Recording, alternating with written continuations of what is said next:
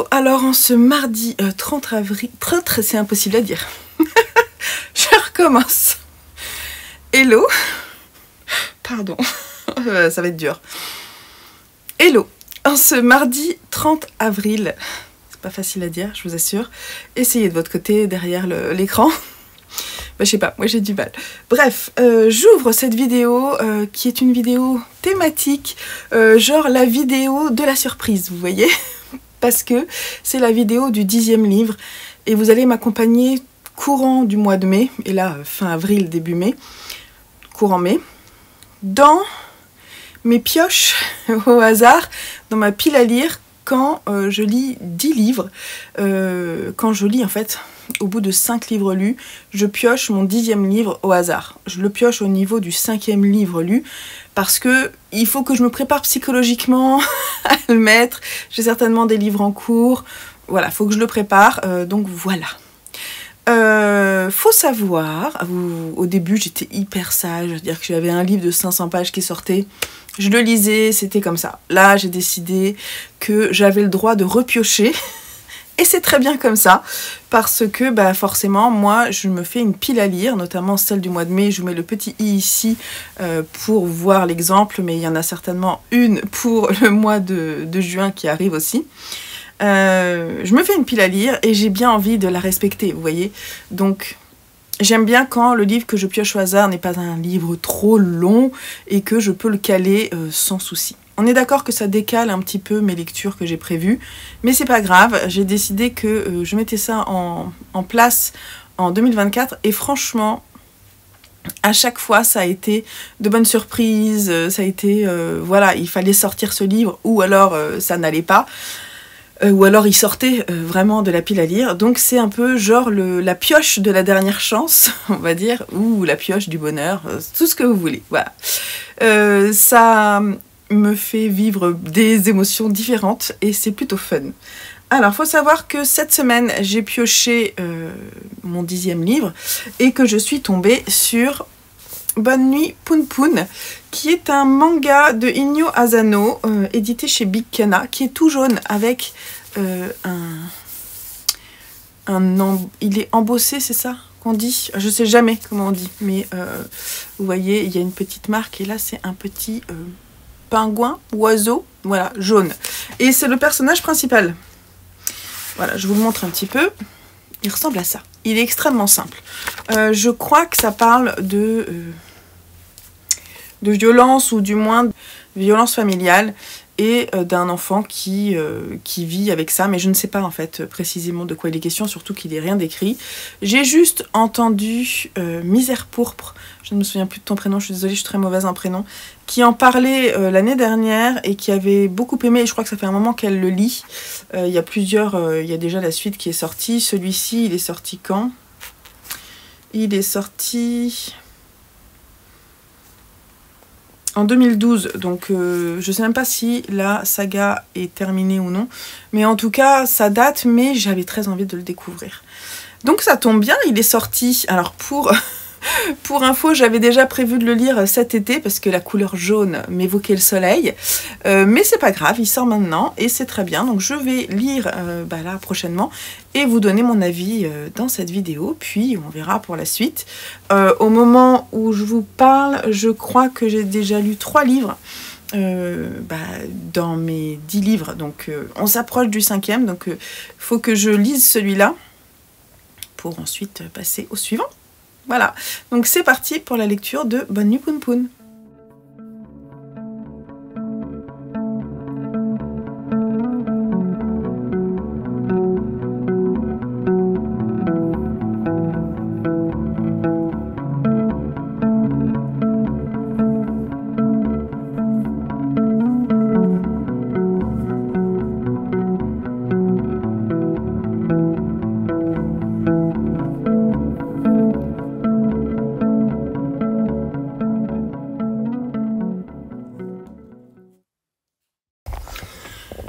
Alors hello, j'ai lu le premier tome de Bonne Nuit Poun Poun de Inyo Asano chez Big Kana.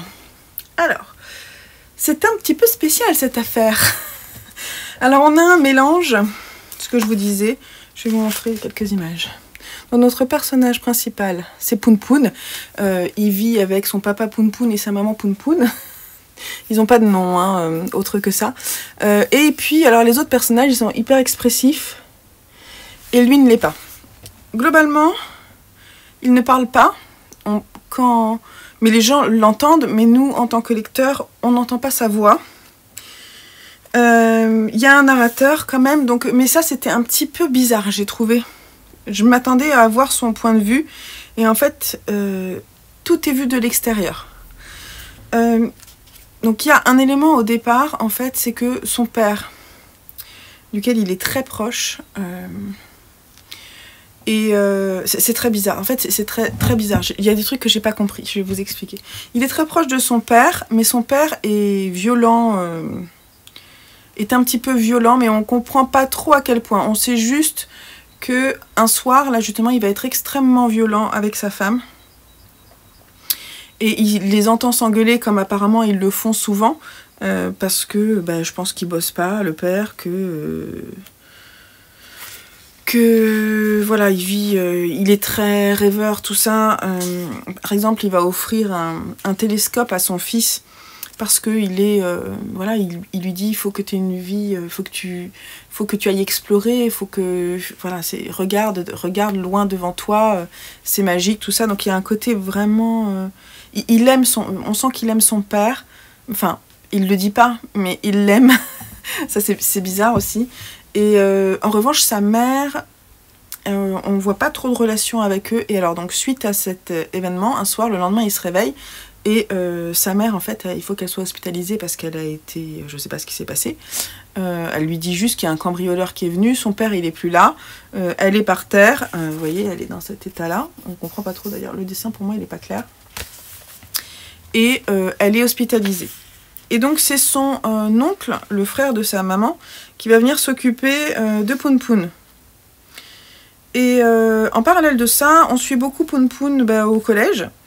Notamment avec l'arrivée d'une jeune fille dont il tombe éperdument amoureux, mais parce qu'on sent qu'il a besoin vraiment de transmettre tout l'amour qu'il a pas chez lui dans une personne, et cette personne, elle est un petit peu particulière. Elle veut l'amour de Poun Poun, mais elle veut qu'il soit total, c'est-à-dire qu'il ne faut pas qu'il lui mente. Enfin, elle lui dit vraiment, ne me mens pas, ne m'abandonne pas, sinon ça va pas bien se passer. Il y a vraiment une pression psychologique de cette jeune fille qui est choupinette. Hein. À côté de ça, Poun Poun, il est pas... parce que mon fils me disait, alors, il a quoi, ça parle de harcèlement? Je dis, non, ça parle pas de harcèlement, il a des copains. Il s'entend bien avec ses copains. Bon, là, il est au collège, ou enfin, peut-être... Ouais, collège. Non, peut-être genre CM1, CM2. Il est en pleine exploration de son corps. Ses copains, ils veulent regarder des films porno, tout ça. Et en plus de ça, il y a un truc bizarre. Un jour, ils veulent regarder une cassette pornographique. Ils tombent par hasard sur une cassette pornographique dans la rue. Ils s'installent pour regarder. C'est déjà très space.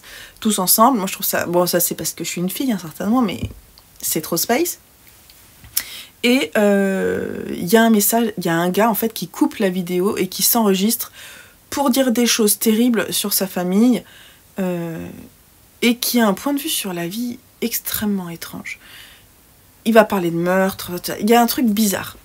Voilà. Et en fait, dans ce manga, voilà à peu près l'histoire. Hein. Dans ce manga, j'ai à chaque fois été perturbée. C'est un manga qui est perturbant. Voilà, je pense que c'est le bon terme.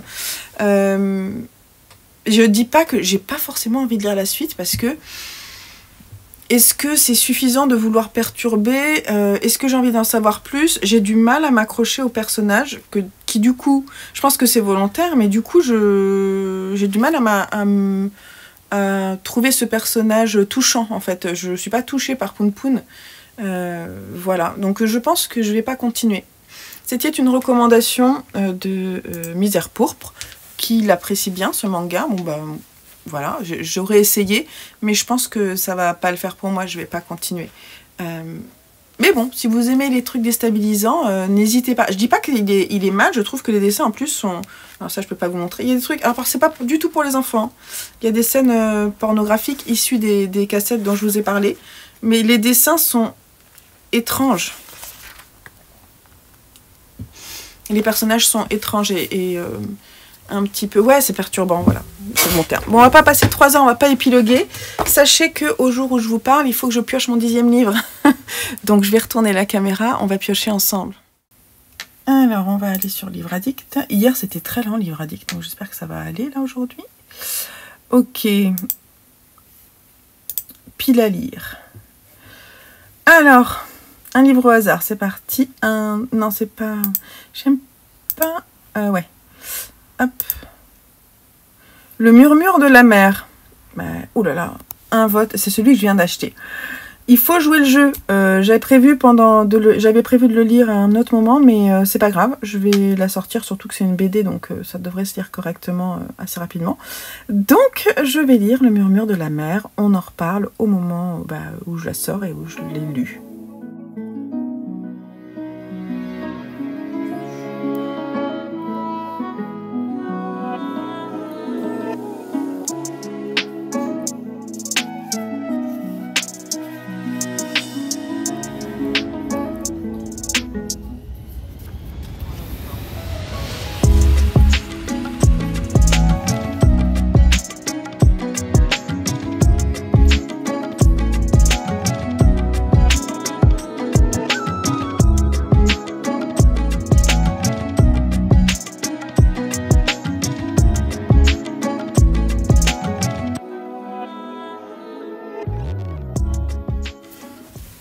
Hello. Alors, on est le vendredi 10 mai. J'ai fait hier un feuilleton 24 heures. Ce qui fait que j'ai terminé plein de bouquins. Je vous mets le petit i ici si vous n'avez pas vu la vidéo. Que j'ai pas encore montée au moment où je vous parle. Mais c'est pas grave. Et du coup, figurez-vous que je suis à mon 5e livre des 10. Donc, il faut que je pioche pour mon 10e livre, tout en sachant que je suis encore en train de lire Le murmure de la mer. Mais c'est une BD documentaire, donc je la lis petit à petit. Voilà, lecture en cours, mais elle va se terminer à un moment. Mais j'ai déjà mon 10e livre à piocher. Donc, je vais retourner la caméra et on va piocher ça. Donc, juste pour vous montrer... c'est en rose parce que c'est encore en cours. Là, j'ai toujours pas acheté d'ailleurs, mais je sais ce que je vais acheter. Et voilà, donc là, piocher, il faut que je pioche. Donc, on va aller là, dans la pile à lire. Il nous en reste 308, donc ça descend bien. Attention, un livre au hasard. Oh, Picobog, ça tombe bien, je voulais en lire un. Donc, c'est très bien. J'aime bien quand ma pioche au hasard est si gentille avec moi. Donc voilà, bientôt un Picobog et je suis bien contente. Donc je vous laisse là et on se retrouve quand j'aurai lu ces petites BD.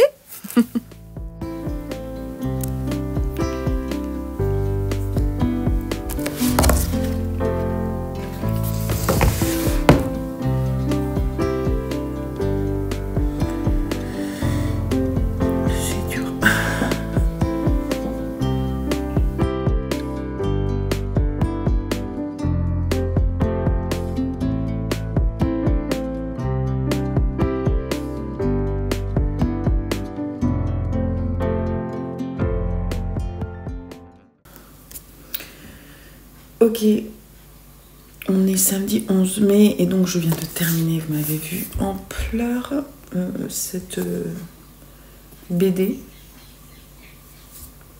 J'en reste encore sous le choc. Lisez cette BD. Lisez cette BD pour... bon, on le sait tous, hein, qu'il y a des migrants qui prennent souvent des embarcations pour fuir leur pays. Et que ça arrive très souvent qu'ils ne soient pas sauvés et qu'avec les conditions météorologiques, ça se passe très mal. SOS Méditerranée tente de sauver le maximum de ces personnes qui fuient leur pays, souvent en guerre. Cette BD documentaire, c'est vraiment la BD documentaire écrite par Hippolyte et c'est sa propre expérience. C'est-à-dire qu'en tant que journaliste, je crois qu'il a fait des dessins pour Libé, si je ne dis pas de bêtises. Donc c'est un dessinateur Je sais pas où est-ce que c'est écrit. Je lis pas forcément Libé, enfin, voilà. Mais bon, je crois que c'est écrit quelque part. Si je me trompe, je l'écrirai. Donc il a pris parti au moment de la Covid de faire un reportage sur SOS Méditerranée. Et on voit les difficultés pour mettre en place la moitié du roman graphique.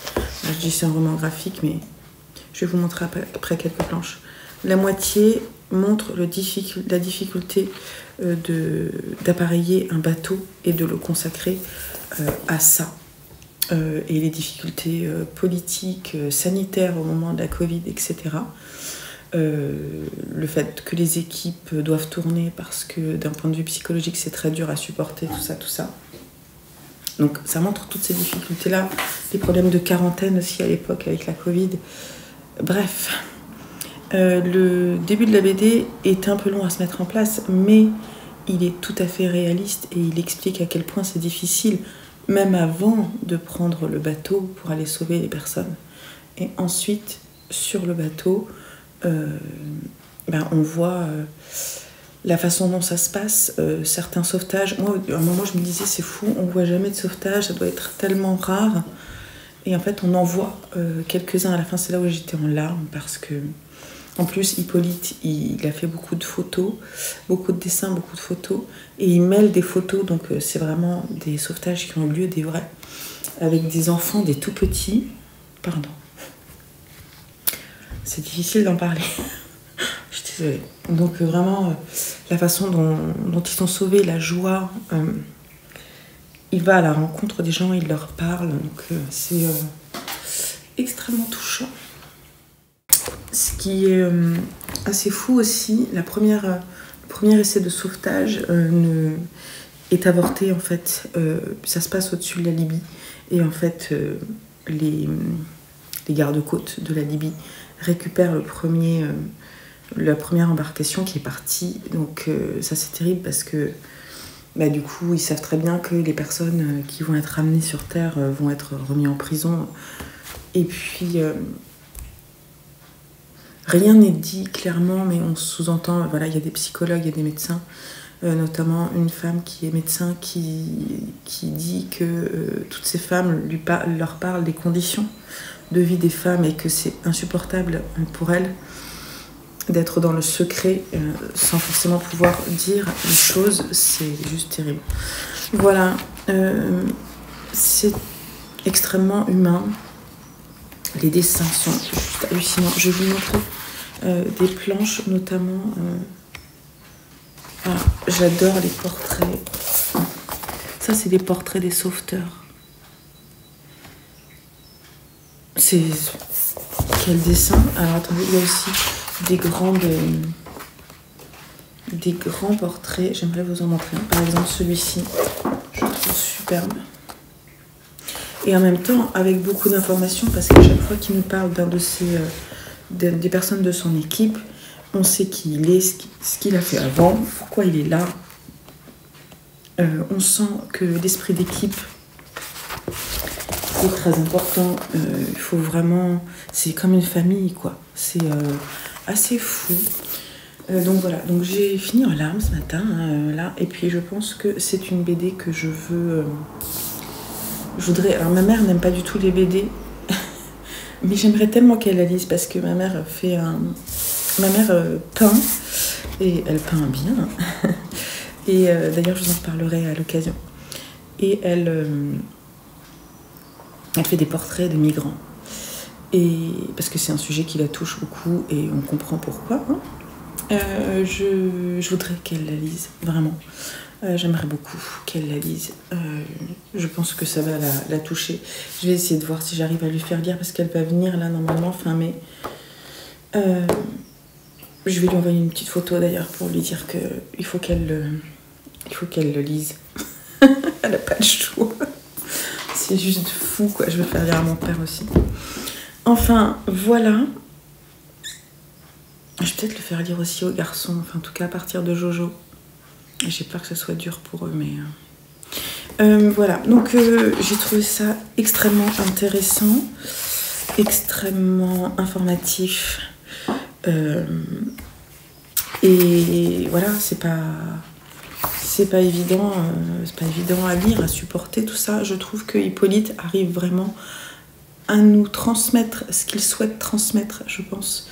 La relation aussi qu'il a quand il s'en va, il sait qu'il va partir un moment, parce qu'il ne sait pas à un moment où commence sa mission combien de temps ça va prendre, tout ça. Donc il part 6 mois quasiment, loin de sa femme et de son fils. Et tout l'amour qui se dégage, notamment de sa relation avec son fils, c'est juste superbe. Et en même temps, c'est juste. Et ça se termine l'histoire dans c'est beaucoup, tout ce qu'on fait sur SOS Méditerranée, c'est beaucoup, mais c'est rien. Et c'est vrai, c'est si peu de gens qui sont sauvés parmi toutes les personnes qui tentent de fuir. Mais c'est déjà beaucoup.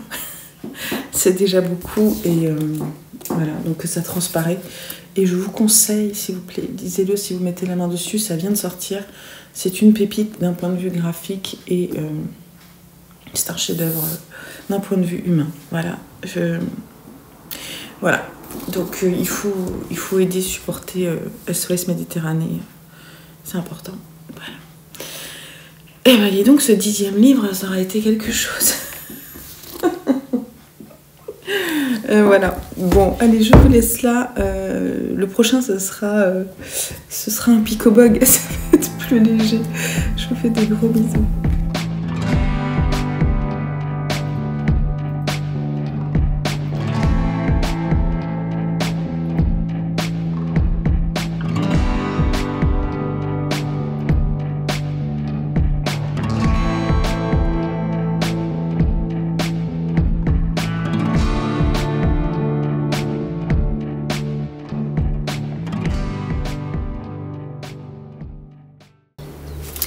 Côté 10e livre, l'amour de l'art. Alors d'abord, vous avez vu, je viens de piocher. Et donc mon prochain livre, c'est Arpenter la nuit de Leila Motley, je crois, qui est américaine, qui est noire américaine. Et en fait, je me suis rendu compte qu'il était disponible en audio, donc je vais le lire. Je devais lire Nuit de Bernard Minier, mais je vais le caler après avoir terminé le volume 3 d'Acotar.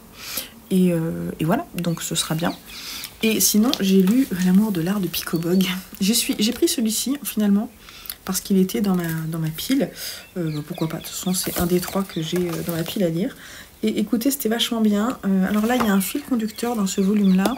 C'est que dans la classe de Picobog, ils vont devoir faire une œuvre d'art et donc réfléchir sur ce que c'est que l'art. Et alors du coup, il y a un fil conducteur là-dedans. Donc c'est une BD de Roquès et... comment il s'appelle ?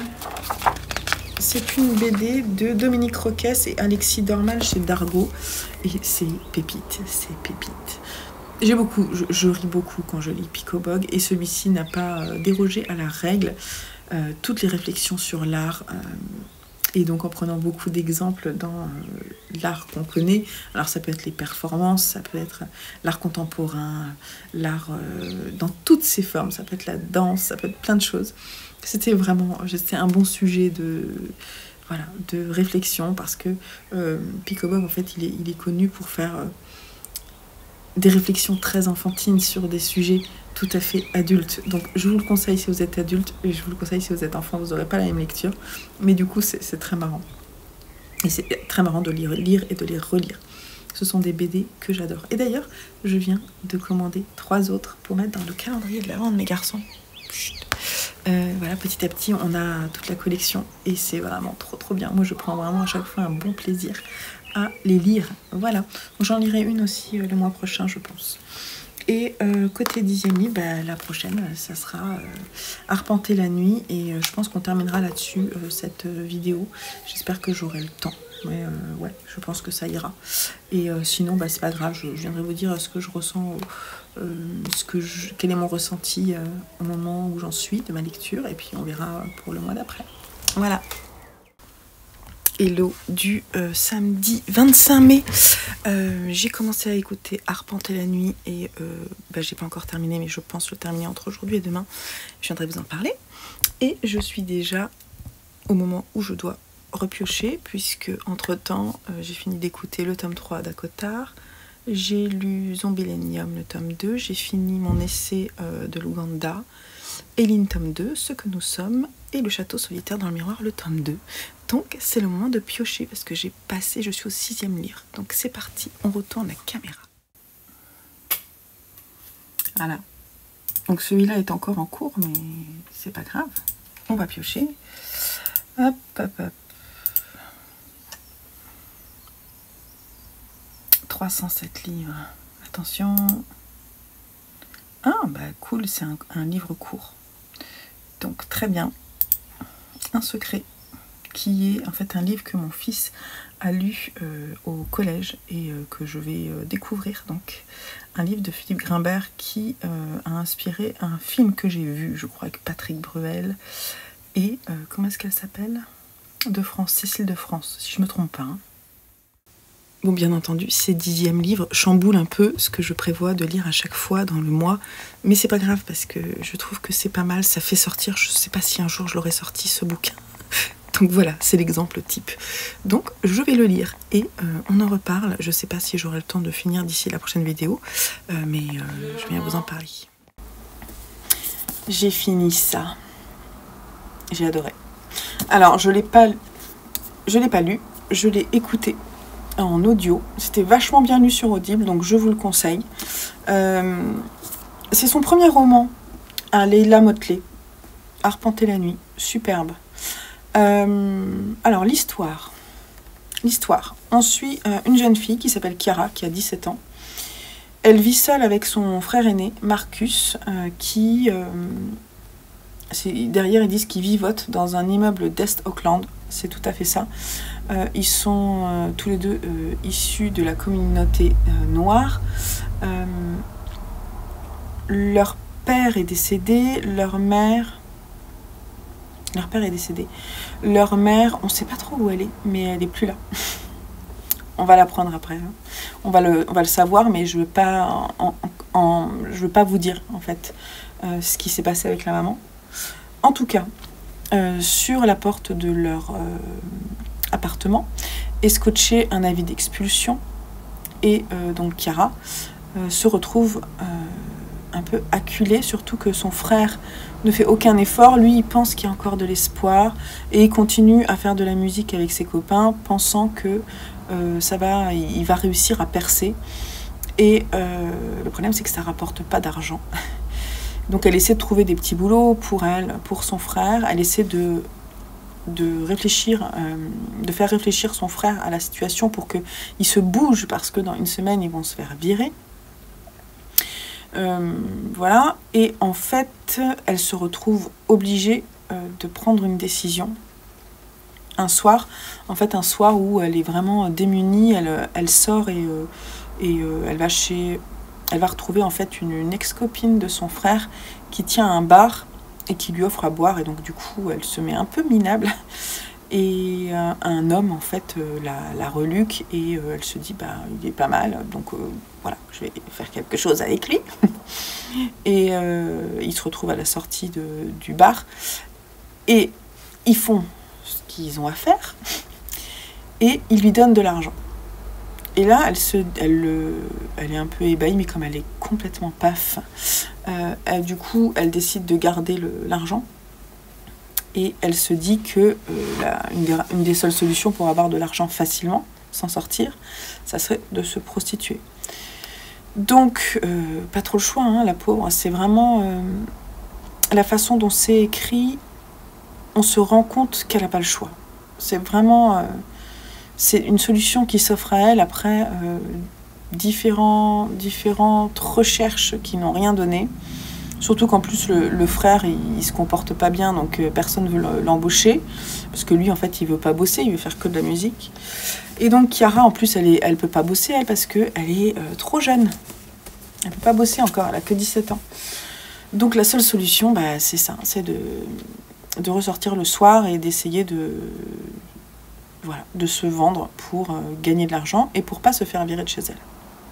Donc c'est assez dur. Elle prend tout le poids de cette vie à deux sur ses épaules et s'en rajoute un, puisque dans le même immeuble qu'elle, il y a un petit garçon qui est un peu délaissé ouais, même totalement délaissé par sa maman qui a des problèmes avec la drogue, l'alcool. Et ce petit garçon, en fait, il n'a pas de repère non plus. Et Chiara est un peu son seul repère, sa seule joie de vivre. Et elle s'en occupe, en fait, un peu comme une mère. À côté de ça, elle a quand même une amie qu'elle aime plus que par amitié, pour laquelle elle a beaucoup d'estime. Mais elle ne peut pas lui demander de l'aide parce que c'est pas le même milieu, elle veut pas s'appuyer sur elle. Bref, voilà. Elle se met dans une situation difficile, donc elle a pas de Mac ni rien, mais elle essaie de se débrouiller toute seule pour gagner sa vie. Et il va se passer un truc qui engage la police, et ça va dégénérer pour pas mal de personnes de cette histoire. Alors, ils disent à la fin, un roman à la beauté brute porté par la langue à fleur de peau de Leila Motley. Alors oui, c'est ça, beauté brute, parce que on sent tout le poids de la différence de niveau social, de couleur de peau. On sent toutes les différences vraiment entre ces jeunes femmes noires, les autres personnes américaines qui abusent, et on sait sous plusieurs formes, des personnes des minorités, voilà. On sent également, j'ai trouvé effectivement que c'était très beau. J'ai trouvé que l'écriture était splendide. Alors, je ne l'ai pas lu, mais je vous assure que c'est super bien écrit. Vraiment, mais super bien écrit. C'est très bien lu aussi. Lisez-le. J'ai trouvé que c'était ça n'en rajoute pas. Alors, on est d'accord quand même dans une situation de bip, hein, pour cette jeune femme. Mais la beauté, la poésie est là. Chiara, elle a des difficultés, mais l'amour de son frère, l'amour pour cette jeune femme qui est juste son amie, pour ce petit garçon dont elle s'occupe, il est pur. Et ça, en fait, ça lui permet de tenir droit, en fait. Et jusqu'au bout, c'est ce qui va lui permettre de tenir droit. Face à toute sa famille, parce qu'on va voir d'autres personnes de sa famille, elle tient bon, quoi. Elle n'a pas le choix. Et j'ai trouvé que c'était vraiment très bien rendu dans ce roman. Si elle sort un autre livre, je lirai sa plume parce que j'ai beaucoup aimé. Celui-ci, il est sorti, je me souviens que je l'avais repéré à une rentrée littéraire, mais c'était quand? C'était l'année dernière ou il y a 2 ans? Ouais, c'était en 2022. Je me souviens l'avoir repéré et vous l'avez peut-être lu. Je ne sais pas ce que vous en avez pensé, mais voilà. Franchement, alors là, j'ai encore un secret que je vais certainement essayer de finir entre aujourd'hui et demain. Je viendrai vous en parler pour clore cette vidéo. J'ai fait des bonnes lectures avec ces 10e livres. Franchement, je me suis éclatée, quoi. Entre Le murmure de la mer, Arpenter la nuit et Picobog. Après, j'ai lu Bonne nuit Poun Poun qui a été un petit peu moyen. Et Un secret, c'est pas le truc qui m'éclate le plus. Mais franchement, à chaque fois, c'est des bonnes surprises, quoi. Bon, je viendrai vous parler de Un secret un peu plus en détail quand je l'aurai terminé et on viendra conclure cette vidéo. Bon les gars, il faut qu'on fasse le point sur... qu'on termine cette vidéo des 10e livres. Alors je prends juste ma pile parce que je dois terminer plusieurs vidéos, donc j'ai des petites séquences à tourner. Et donc là on termine... Oula, j'ai ma chaise qui grince, c'est trop cool. On va terminer la vidéo des 10e livres. Je vais vous présenter ma dernière lecture dans ce cadre qui était Un secret de Philippe Grimbert, édité ici au livre de poche, que mon fils avait lu l'année dernière, je crois, je dirais peut-être en 3e. Et du coup, je me suis dit, c'est un livre que j'aimerais bien relire. Alors, j'avais un souvenir vague du film avec Patrick Bruel et France... Ah, comment est-ce qu'elle s'appelle ?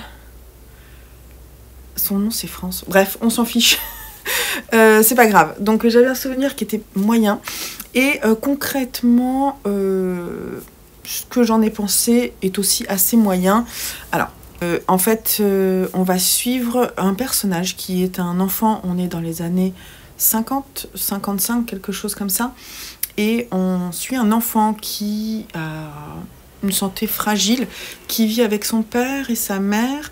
Et eux sont des grands sportifs et lui, il est très en décalage et il a toujours l'impression de ne pas être à la hauteur de ses parents. Ses parents sont aussi un peu introvertis, ils partagent peu de choses avec lui.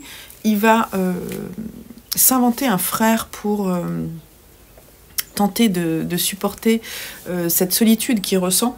Et en fait, il va se faire masser par une des amies et voisines de ses parents. Et elle connaît l'histoire de famille. Et en fait, elle va lui expliquer d'où il vient, qui il est. Et bon, je ne vais pas vous en dire plus, mais c'est lié effectivement à l'Holocauste et à cette période de la Seconde Guerre mondiale qui a été passée sous silence ensuite pour cet enfant. Et voilà, donc du coup, c'est un roman qui se veut très mystérieux. Le titre nous dit bien qu'il y a un secret profondément caché dans cette famille, et on va le découvrir petit à petit. C'est avec ce sujet, on se dit qu'on va être extrêmement ému. Et moi, j'ai trouvé que c'était vraiment resté en surface. J'ai pas aimé le ton de l'auteur, j'ai trouvé ça extrêmement froid. J'ai trouvé les personnages pas sympathiques et la construction du récit, je l'ai pas particulièrement aimé. Alors après, je l'ai lu, je suis restée accrochée dans l'histoire, je l'ai pas abandonné. Mais chaque fois, je me disais, ah oui, d'accord, bon, ouais, c'était très froid. J'ai pas particulièrement apprécié, mais c'est pas inintéressant en soi. Mais même, c'est pareil, je trouve qu'on nous dit pas grand-chose sur l'histoire, sur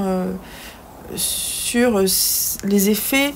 Là, c'est très centré autour d'une histoire d'amour que j'ai pas ressenti. En plus, le personnage, y a des personnages qui sont liés à cette histoire. Je les ai pas appréciés, j'ai pas apprécié leur choix, donc j'étais pas du tout... j'avais pas d'empathie avec les personnages. Même l'enfant ne m'a pas émue particulièrement. Voilà. Bon, après, c'est quand même un récit intéressant, ça vous plaira peut-être, donc lisez-le si ça vous intéresse, mais je vous ai pas vendu. Hein. Et voilà, donc j'aurais lu beaucoup de 10e livres, on va refaire un petit point. Ouais, j'aurais lu 5 livres dans ce cadre-là, et franchement, Arpenter la nuit, j'ai adoré. Est-ce que je vous en ai parlé? Oui, je vous en ai parlé, hein. Oui, j'ai adoré. J'ai adoré Le murmure de la mer et Pico Box, c'était vachement bien aussi. Après, j'ai moins aimé Bonne nuit Poun Poun et Un secret aussi, je suis un peu passée à côté. Mais toujours une très belle expérience. Là, j'ai pioché le prochain qui est Voyageur malgré lui de Tranmi, je sais plus, Trananmi, je ne sais plus. Bref, je vais le commencer et du coup dépoter une nouvelle vidéo sur ce thème-là. Je sais pas si vous faites ce genre de choses, si vous tirez au sort un peu vos lectures, mais moi j'aime bien. Voilà. Donc j'espère que ça vous aura plu. N'hésitez pas, si c'est le cas, avec un petit pouce en l'air et à vous abonner si ce n'est pas encore fait. On se retrouve le mois prochain pour une vidéo dans le même genre. Et j'ai hâte de découvrir ce que le sort va faire de mes lectures. Bon allez, je vous laisse là et je vous dis à très vite dans une prochaine vidéo. Bye bye!